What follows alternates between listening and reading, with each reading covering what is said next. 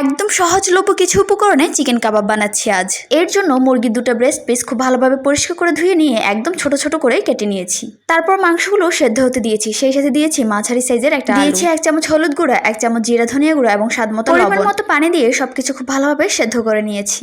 সেদ্ধ হলে সবগুলো মাংস একটু চিড়ে নিয়েছি, সেই সাথে আলুগুলো খুব ভালো করে ম্যাশ করে নিয়েছি। তারপর 2 পিস পাউরুটি পানিতে ভিজিয়ে নরম করে নিয়েছি। এরপর ম্যাশ করে নেওয়া আলু এবং মাংসের সাথে 1 কাপ পেঁয়াজ কুচি দিয়েছি 3টে কাঁচামরিচ কুচি এবং একটু বেশি করে চিলি ফ্লেক্স। তারপর দিয়েছি উঁচু করে 1 টেবিল চামচ আদা বাটা এবং 1 টেবিল চামচ রসুন বাটা। সাথে দিয়েছি 1 টেবিল চামচ গরম মশলা এবং আগে থেকে নরম করে রাখা পাউরুটিটুকু। তারপর সবকিছু খুব ভালোভাবে মাখিয়ে নিয়েছি। ওর একটু বেশি করে চিকেনের মিশ্রণটুকু নিয়ে আমি প্রতিটা কাবাব বানিয়ে নিয়েছি। তারপর অল্প তেলে চুলার আঁচ একদম মিডিয়ামে রেখে সবগুলো কাবাব ভেজে নিয়েছি এবং কাবাবের এক পাশ হলে অপর পাশ উল্টে একটু সময় নিয়ে ভেজে নিয়েছি। চিকেন কাবাব এভাবে বানালে খুব বেশি ঝামেলা পোহাতে হয় না, সে সাথে এটা খেতেও বেশ ভালো হয়। গরম ভাতের সাথে কিংবা স্ন্যাক্স আইটেম হিসেবে এটা খেতে খুবই ভালো।